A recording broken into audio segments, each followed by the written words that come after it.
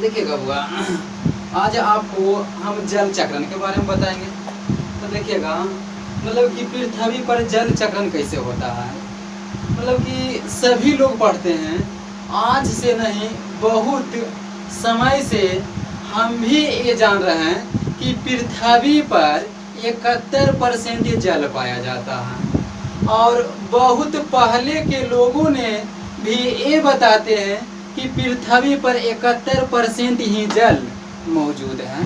तो अब देखिए 71% जल हमेशा किस तरह से मौजूद रहता है या बना हुआ रहता है।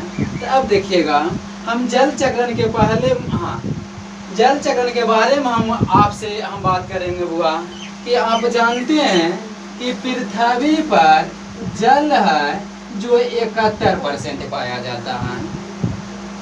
और यह सुनिएगा बुआ कि जब सूरज की प्रकाश किसी नदी या तालाब या महासागर या सागर पर पड़ता है तो वह जल बाष्पीकृत होकर ऊपर वायुमंडल में बादल के रूप में जमा हो जाते हैं बुआ। या आप देख रहे हैं कि जो नदी का जल ये बाष्पीकृत होकर ऊपर की ओर उठ रहा है। ये ऊपर की उठने के बाद ये हमारा बादल का रूप धारण मतलब कि हो रहा है बुआ। इसी तरह से ये बादल का रूप धारण हो जाता है।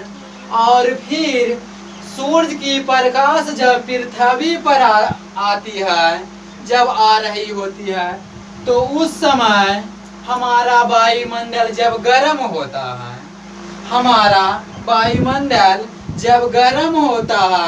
तो गर्म होने के बाद जो हमारा बादल बाष्पीकृत होकर के ऊपर में है, तो वह वायुमंडल गर्म होने के बाद यही बादल है जो वर्षा के रूप में पृथ्वी पर या किसी पहाड़ पर या किसी जमीन पर बरसता है। यह देखिए बुआ, ये बादल है जो पृथ्वी पर वर्षा के रूप में ये बारिश हो रहा है। ये आप देख रहे हैं, आपको ये पहाड़ दिख रहा है, तो मतलब कि वो पहाड़ है बुआ, तो पहाड़ पर देखिए बारिश बरस रहा है।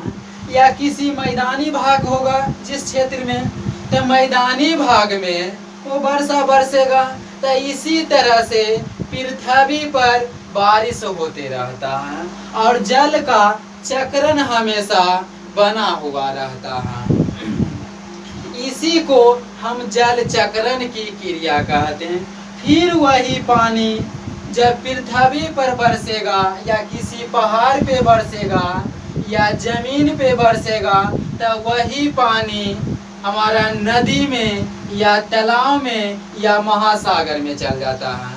फिर जाने के बाद फिर सूरज की प्रकाश पड़ेगा तो फिर ये जल हमारा बाष्पीकृत होगा। बाष्पीकृत होने के बाद फिर ये जल ऊपर की ओर उठेगा। ऊपर की ओर उठने के बाद हमारा वायुमंडल में एक बादल का रूप लेगा।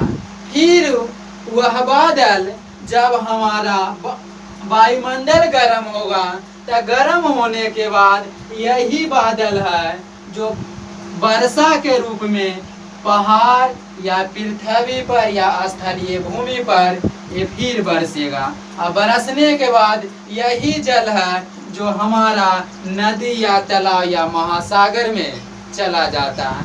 ये क्रिया हमेशा चलते रहता है। इसी को हम जल चक्रण की क्रिया कहते हैं बुआ। इसमें कोई दिक्कत कहीं को?